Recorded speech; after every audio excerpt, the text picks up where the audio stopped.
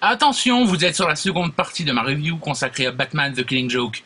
Si vous n'avez pas vu la première partie, merci de cliquer ici. Si j'arrive à foutre les annotations. Si vous avez déjà vu la dite première partie, mais comment allez-vous depuis la dernière fois? Chut, ne répondez pas, pauvre fou, il y a un écran entre nous, je ne vous entends pas, vous ne m'entendez pas, enfin si, vous m'entendez, mais vous avez compris l'idée générale. Lorsque nous nous sommes quittés à la fin de la première partie, Batman venait d'arriver à Arkham pour confronter le Joker. Allons-y. L'idée même de Killing Joke repose sur le début d'une mauvaise blague. C'est deux gars dans un asile de fous. Bonsoir. Il faut qu'on parle. J'ai beaucoup pensé à toi dernièrement. À toi et à moi. Comment tout cela va se terminer? Lequel de nous deux va tuer l'autre? Peut-être bien que tu m'élimineras. Peut-être que c'est moi qui te tuerai. Peut-être bientôt. Peut-être plus tard. Tu sais bien qu'on en arrivera là. Joker, le jour de la dernière heure, j'aimerais pouvoir me dire que j'ai fait une tentative honnête pour apaiser notre conflit, afin de conjurer l'inévitable. Au moins une fois. Écoute-moi bien. C'est la vie ou la mort, la mienne ou la tienne. Une relation plutôt fatale. Je ne veux pas avoir de remords sur la conscience.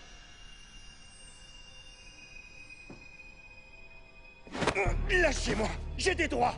Vous ne pouvez pas me toucher. Où est-ce qu'il est? Tu réalises qui tu viens de libérer? Il est le mal incarné. Est-ce que tu as conscience de cela? Où est le Joker? Excellente question, mon ami. Et pour te répondre, le Joker visite une fête foraine abandonnée dans le but de s'y établir. Donc vous n'aimez pas l'endroit? Mais bien au contraire. Je suis dingue de cet endroit. Sur son chemin, il croise quelque chose qui éveille en lui des fragments de son passé. Alors, mon chéri, tu as passé l'audition? Les directeurs ont dit qu'ils me rappelleraient peut-être. J'étais trop nerveux, j'ai raté un effet comique. Lorsqu'il n'était qu'un comique raté et pauvre, le Joker, dont nous n'entendrons jamais le véritable nom, était marié et sa femme Jenny était enceinte. Il ne rêve que d'une seule chose, faire rire les gens et offrir une vie décente à sa femme. À sa manière bien à lui, le Joker fait comprendre aux vendeurs que l'affaire est conclue avant de partir mettre en place la première partie de son plan macabre. Pendant ce temps, Batman se questionne sur ce qui motive réellement le clown et ce qui peut pousser deux hommes qui ne se connaissent pas à se haïr à ce point. Si nous prêtons attention à ce qui se trouve sur l'écran, nous pouvons voir divers clins d'œil comme celui de la première apparition du Joker dans Batman numéro 1, la mort de Jason Todd, le second Robin, ou plus étrangement cette référence à Heath Ledger dans The Dark Knight. Dans l'appartement des Gordon, Barbara se prépare à partir pour un cours de yoga lorsqu'on sonne à la porte. Ce qui se passe lorsqu'elle ouvre scellera à jamais son destin. Tu as éveillé mes cauchemars les plus monstrueux au point que...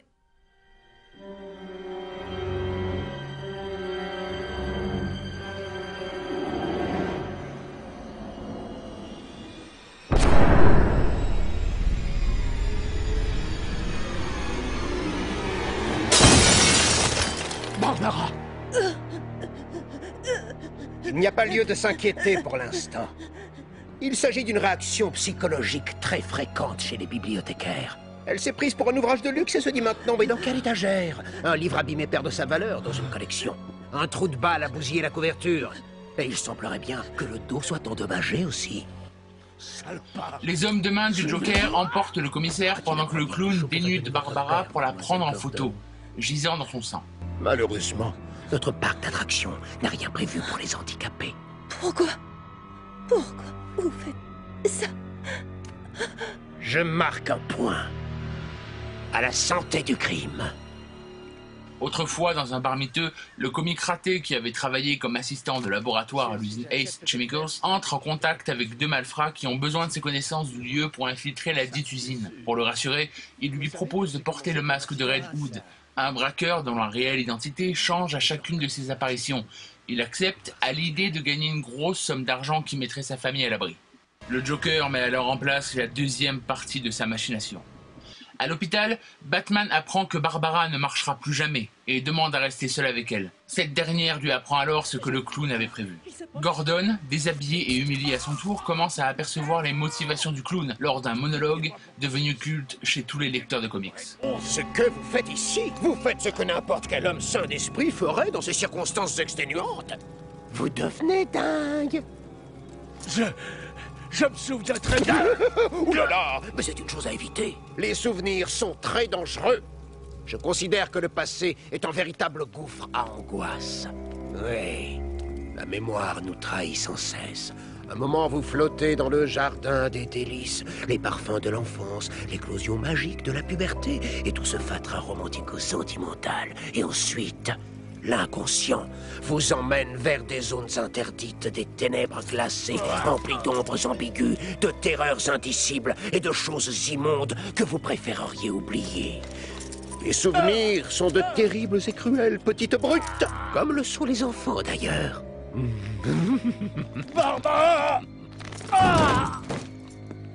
Pouvons-nous vivre sans mémoire?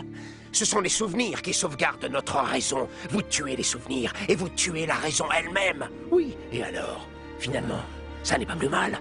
Nous ne sommes pas tenus à l'équilibre mental, il n'y a pas de contrat. Le choix de la folie nous appartient. Lorsque vous vous trouvez enchaîné à un torrent de pensées malveillantes et inavouables, aspirées par un passé où les cris d'horreur et de souffrance sont inévitables, souvenez-vous toujours de cela. La folie est votre amie. Vous faites un petit pas en arrière, vous fermez la porte à toutes ces vilaines choses qui vous encombrent, et vous les enfermez dans un placard secret. Pour toujours. Dans un avant-dernier flashback, nous voyons la police apprendre au clown triste que Jenny a été victime d'un accident électrique. Il y a eu un accident ce matin, en testant le chauffe-biberon électrique. Un simple court-circuit. Ma femme est morte. Voulant rebrousser chemin, ses nouveaux associés lui font comprendre qu'il n'est pas question de repousser l'opération, prévue pour le soir même. Alors que Gordon est envoyé dans une attraction, le Joker entame un tour de chant. Peut-être qu'une chanson amènerait un pauvre sourire sur votre face.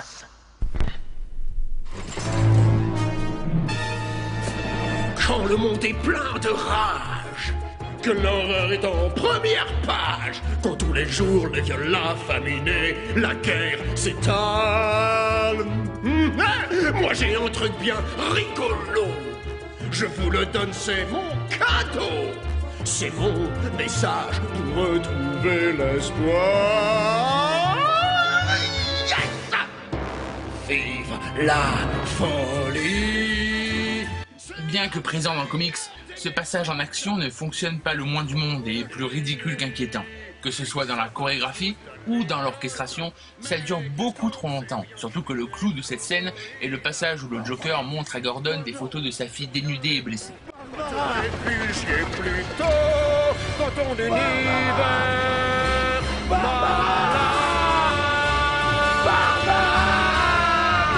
Yes! Et alors que Batman reçoit une invitation pour l'ultime confrontation, nous voyons le dernier souvenir du Joker. L'infiltration à S. Chemicals finit par tourner mal lorsqu'un agent de sécurité surprend les trois hommes. Durant sa fuite, Red Hood tombe sur Batman et, dans la panique, chute dans une cuve de produits chimiques.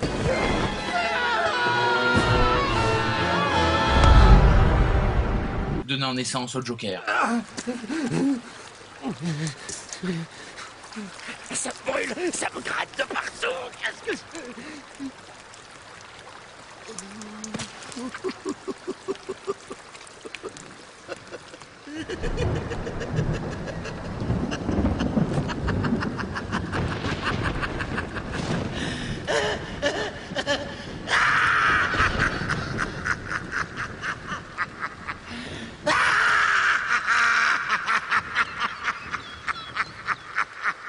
Lorsque Batman arrive à la fête foraine, il se fraye un chemin parmi les hommes de main du clown et libère Gordon qui lui demande de ne pas tuer le Joker, mais de l'arrêter dans les règles. Progressant dans les dédales du parc, nous avons droit au deuxième monologue du Joker. Laissez-moi vous demander quelque chose. À quoi ça rime de me remettre à l'asile, puisque moi je m'en tape comme de ma première vérole?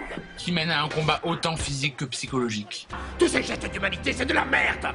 Pourquoi tu veux pas te détendre un peu et te fendre à la gueule une bonne fois pour toutes?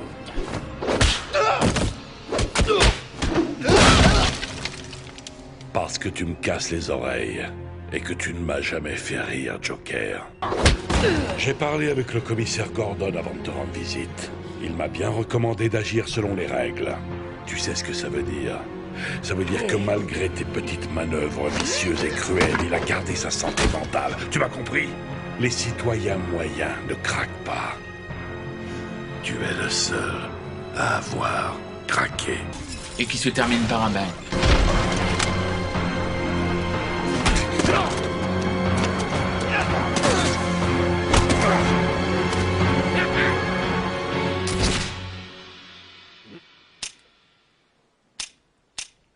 dernière fois, le Chevalier Noir tente de raisonner le clown. Ce dernier répond par une blague, soulignant l'absurdité même de leur relation. Tu sais quoi, notre histoire, elle me rappelle une histoire drôle. Il y avait deux types enfermés dans un asile de fous. Un soir, ils en ont eu marre de tourner en rond dans ce nid de coucou. Ils ont décidé de s'évader. Alors, ils vont grimper sur le toit. Et une fois arrivés là-haut, ils ont aperçu les autres toits de la ville qui s'étendaient vers l'horizon et pouvaient les mener à la liberté. Le premier gars saute jusqu'au toit d'en face sans problème, mais son pote, oulala, non. Il a trop peur de tomber. Alors le premier gars, il a une idée. Il dit « Hé, j'ai une torche électrique avec moi. Je vais l'allumer et éclairer entre les deux immeubles. Tu pourras marcher sur le rayon de lumière et me rejoindre. » Mais le deuxième lui répond « Hé, tu me prends pour une bille? Tu vas l'éteindre quand je serai en train de traverser. » Elle est bonne, non?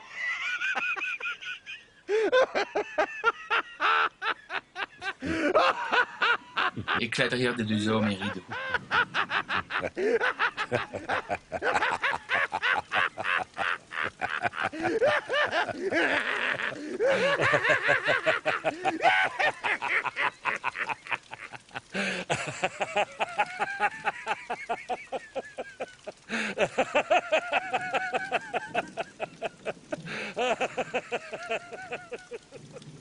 Batman, The Killing Joke. Il reste une scène post-générique qui nous montre une Barbara en fauteuil roulant assumant le rôle d'Oracle, l'informatrice de Batman. Que pouvons-nous dire de cette adaptation ? Que malgré ses 30 premières minutes d'exposition intéressantes mais inutiles, elle reste de très bonne facture. L'animation est parfois un peu rigide et manque d'envergure, ou disons plutôt de détails, ce qui est dommageable car une telle histoire aurait mérité amplement plus d'attention de la part du studio. On peut aussi souligner que les dessins en eux-mêmes ne rendent pas une seconde les traits de Brian Bolland dans les comics, qui sont juste magnifiques. Malgré tout, ça reste extrêmement fidèle au matériel d'origine. Certaines scènes sont littéralement tirées des pages de la BD, donc est-ce que je vous le conseille? Nom de Dieu, oui, si vous aimez Batman et son univers, ou si vous êtes juste curieux. Mais dans ce dernier cas, je vous conseillerais plutôt de lire les 46 pages de Batman The Killing Joke, disponibles aux éditions Urban Comics. Concernant la fin ambiguë, il existe une théorie mise en évidence par Grant Morrison, un scénariste de comics, selon laquelle lorsque dans les dernières secondes, seul le son du rire de Batman est audible, il aurait en réalité brisé la nuque du Joker.